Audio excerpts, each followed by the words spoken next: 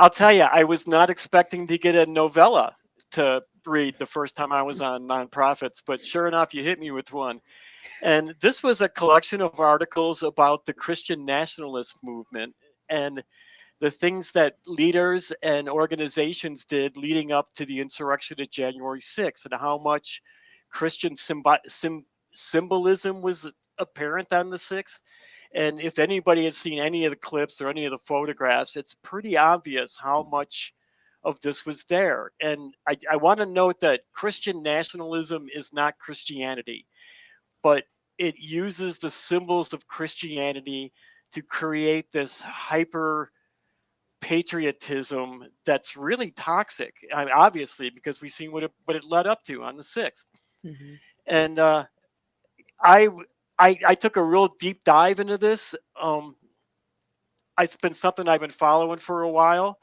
I'd like to have somebody else take a quick uh, crack at it before I really get into it. Jason, what about you? You got anything to say about it? Yeah, so I actually live not too far from DC.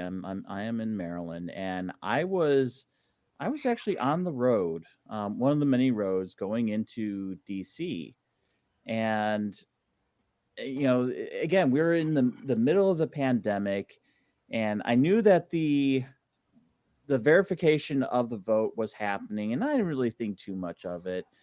But I did see a lot of out of state plates. Traffic was much heavier than it was previous days, and it dawned on me. It's like, wait a minute, wait.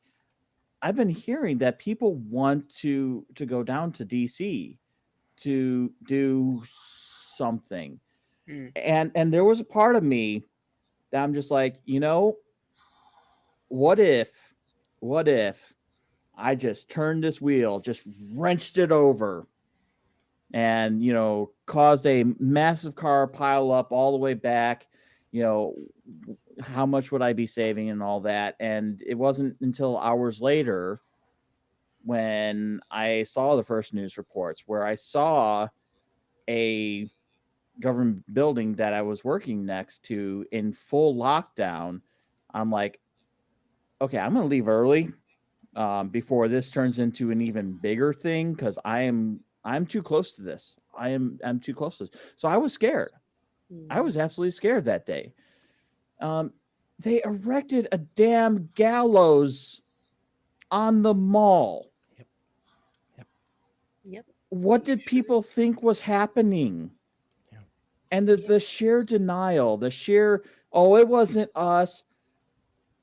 They got in front of the cameras. They gave their names. They showed their symbols. This wasn't false flag. This was the people. This was the people, and people who were confused, people who were scared about so many different untruths. And the sheer amount of confusion, and it was insane. And this is something that we're going to be picking through for decades. Yeah. We're going to try to be answering questions for decades. Yeah, I agree with that. Well, but Kelly, before you go into your deep dive, secular rarity, you want to go ahead and chime in?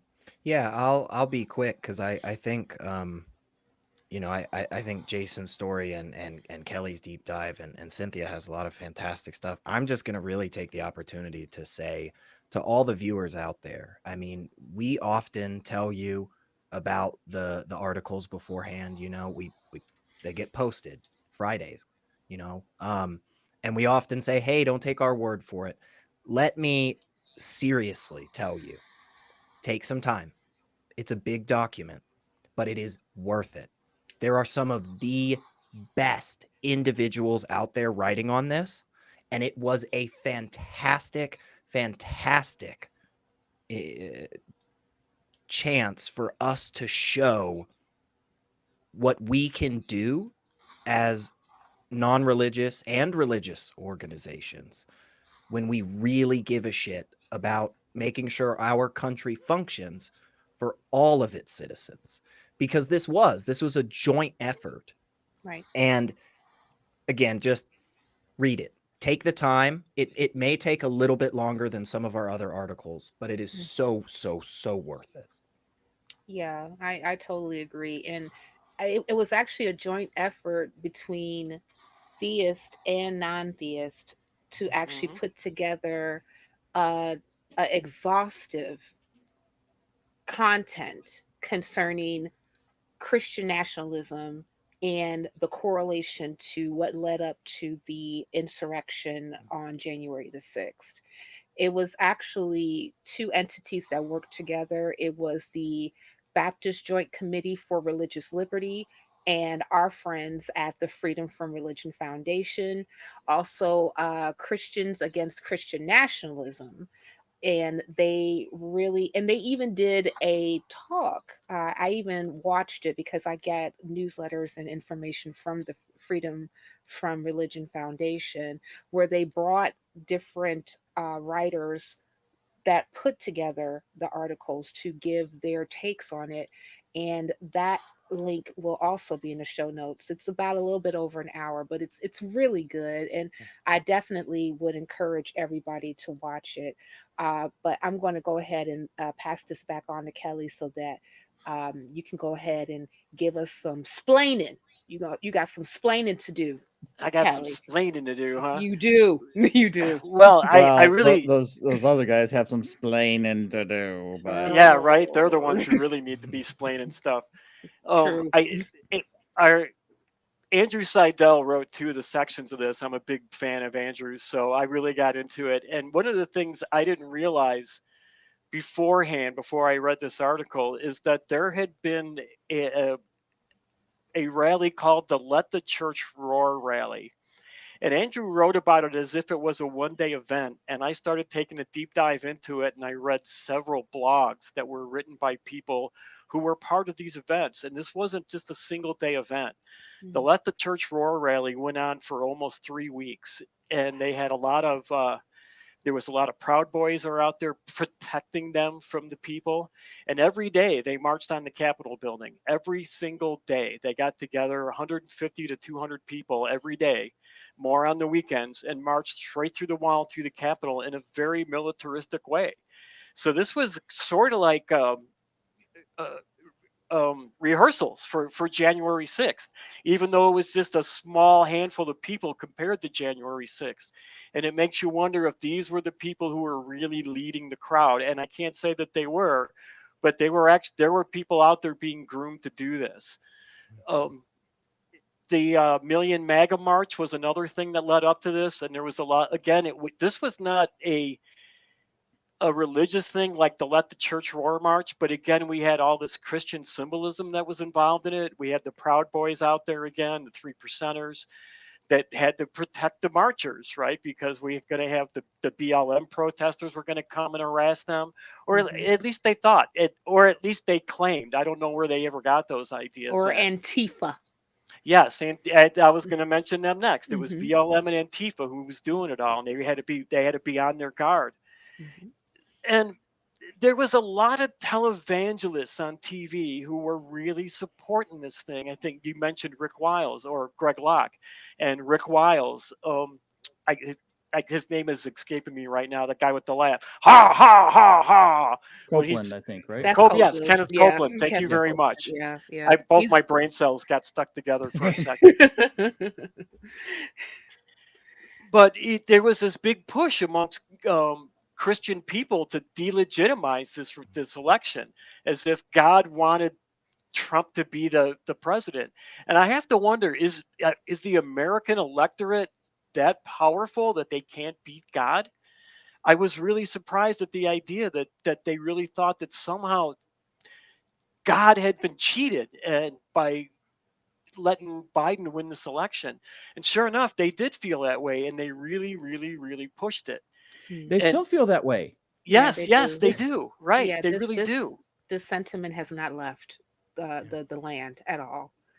And then Eh, at the Million MAGA March, they had a lot of right wing political leaders who came out. They also came out for the Let the Church Roar rally. Michael Flynn, Ali Alexander, who organized the Stop the Steal rally on January 6th. Stuart Rhodes was there, the leader of the Proud Boys, who I I can't figure out if that guy's smart or not. He graduated from Yale Law School, but a couple of years ago he shot his own eye out. I can't figure out if the guy's intelligent or not. Oh boy. Wow. So Oh. one of the things that I was I kind of was sad to see that Andrew left out of the article is in May of 2020, there was a takeover of the Michigan state capitol where they were fully armed, and we had a lot of the same stuff that was there. I remember watching it live on TV. I'm from Michigan. And one of the people was carrying a sign that said, "Even the Pharaoh freed the slaves during a plague." Ironic. Yeah. A little Yeah, I- yeah. Well, and they didn't just march on the Michigan Capitol, but they wanted to kidnap your Yes, governor. they did. And Yes, they they did. did. Yeah. Yes, Sure they did. did. I was going to mention that a lot of the people who organized Oh, that sorry. protest, that they were actually involved in the kidnapping plot. So, yeah. And you gotta, I still cannot fathom the idea that these people really thought that they were going to get away with this, that God really wanted them to take over the Capitol. And I kept thinking that isn't a big Christian saying, be in the world but not of the world. And I Right. can't think of any way you could be more of the world than be involved in something like this, right? What about I that mean, when you're whole- picking your cherries, you gotta pick the right Right. ones, apparently. Exactly. Obviously, that one is not ripe enough, Kelly. Well, I was thinking render unto Caesar, right? I mean, Yes, that's Caesar. it. right? Render unto the Lord what is the Lord. That seems a little. Christians, read your Bible. Damn it! Yeah, and Oh God. I Read know it that so you there's- can laugh at it and then leave it. Right. Well, I maybe don't they're remember what. afraid. Oh, I'm Go sorry. ahead, Go ahead, Cynthia. I'm Kelly. sorry. No, you go ahead. No, I was just say gonna say maybe if they're afraid, if they read the Bible, they're going to become atheists. I know that's how most of us Yeah, are becoming maybe. atheists. Maybe. Maybe I don't know. But go ahead, Kelly. What I was going to say, I know there's another passage in the Bible, and forgive me for not knowing exactly where it is and exactly what it says, but it says that to obey the leaders because they wouldn't be the leaders of the country if God hadn't put them there. That's right. Yeah, Right. supposedly, God has ordained a leader, so God ordained Biden, but that's not what they. Just the other day, I saw a Jeep that had impeach Biden. Of course, there's no follow-up information on that, and that 45. I still cannot say his name. Is their president. And when Hillary lost against 45, I felt ill. I really did. But I had to accept that he was the leader of the land because the electorate said so. I had to accept that W. Bush was the leader of the land because the electorate said so. Well, not. Oh, okay. Not quite on that one. Look, That was payback for Kennedy. That's And you're from Chicago. You should know. we could go back and forth on that one, but let's just, for argument's sake. Sure. Continue. Yes. All right, gotcha. Let's say, argument's sake, that the electorate did decide that. Regardless, because again, the electorate. Well, we can have some arguments for what happened with the 45th president. But regardless, we had to accept that, and we did accept that. We hated it. Don't get it. I certainly hated it, and I'm not going to speak for everybody. I certainly hated it, but I had to accept it, and hope that in 4 more years, that people would see that the emperor has no clothes, and sometimes literally, that we would go ahead and take care of this. And thankfully we did. Thankfully the electorate did come out, and hopefully we don't, hopefully we don't try to get somebody worse in whatever happens in 3 more years. I keeping some of my politics to myself as far as like who is in leadership or anything like that. I'm going to go back to the content itself, because I know that we covered Christian nationalism a lot in our past shows. Matter of fact, the last show that I conducted, we talked about an opinion piece concerning Christian nationalism versus democracy and how you cannot have both. And even though that there is a lot of different things that I may not necessarily agree with us happening in the administration right now, and I make it plain because I believe in civic engagement. I believe in writing senators. I believe in writing Congress people. I believe in, if there is something that you are want to either advocate for or you want to be against, that it is important as a voter, as a United States citizen, to make your voice heard. So, and I'm not going to tell people what to do, but I do believe in being engaged with our government, because we put them there, right? We are the ones that give them the job, so they are answerable to us. But regardless, this sentiment concerning Christian nationalism, specifically white Christian nationalism, is very scary to me, because what the fearful part for me is that it's not just a bunch of randos getting together saying that we hate Biden, we hate Pence, we want Trump, COVID is nothing, masks are against my freedom, etc., etc., etc. But there's a lot of other loaded sentiments that come with identifying as a Christian nationalist. I talk about the work of Robert P. Long a lot, and also the work that he has done with PRRI and gathering information concerning people who are religiously affiliated.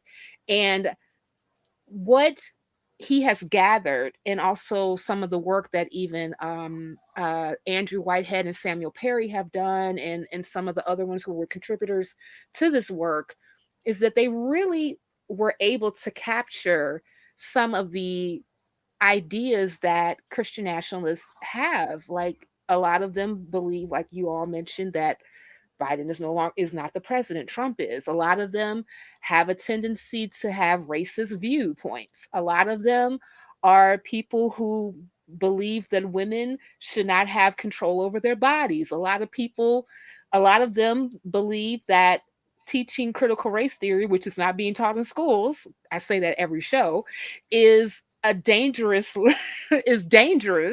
and that we shouldn't be teaching like real history. And but the thing about it is that, going back to the people who are together, they are CEOs, they're business people, they're elected officials. Remember, there were Congress people from states that was from different parts of the United States that were participating and going live on social media, showing they are storming the Capitol, actually committing treason.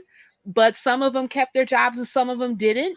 But this is also a group that is extremely organized. They're also taking over state governments and municipality governments that directly affect us. Like this, the laws from CRT are not coming from anywhere. The laws that are banning abortions are not just coming out of the blue. Like this is stuff that's been planned over and over again, and a lot of it is at the behest of this group. And it's very concerning to me that we don't, and this may just be me projecting, but I don't necessarily feel that we have an organized body that's against this enough. Like, yes, I applaud Freedom from Religion Foundation. I applaud them. I applaud also, the ACA and the work that we do. I applaud the Satanic Temple for some of the work that they do. But we need more, and we need more people that are concerned about this, because it's not correct nor right for this one-sided, hyper-focused group to be taking over the United States sentiment and how we're governed as a people. That's not democracy. It's ruling by fear. It's ruling by bad faith, and we need to do more. So that's my call to action. And about, if you're concerned about this type of stuff, that's when we really need to be engaged. And I mean, like, we had a lot of people coming out to the presidential elections, but guess what, people? There's a down ballot. You have state senators, you have state congress people, you have mayors, you have city council people. Like, all of those people are judges. All of those people are very much so directly involved with how you are governed. And if they share this sentiment, a pity for all of us. A pity for Those all of local us. officials are even more involved in how you're governed. That's If correct. the mayor and the city council will affect your life 40 times more than the president of the United States will. And it's very important to get out there and vote in those local elections. Run in the elections, run for school board, run for the county board. Yeah, run. Exactly. So you won't have like people doing revivals at your kids' schools. Just saying. Right. One of the last things that I want to say is that never in America's history has another nation's flag flown in our capital in anger, and yet a nation that lost a war that no longer exists except in the hearts and minds of a few misguided people and many millions of misguided people, that was taken into the capital in anger. That was flown in the capital of anger. That to have that be allowed is demonstrably one of the worst things that can happen to us. That is not hyperbole. That is what is going on. That's right. And that's a mic drop moment for Jason. He just wrapped us up.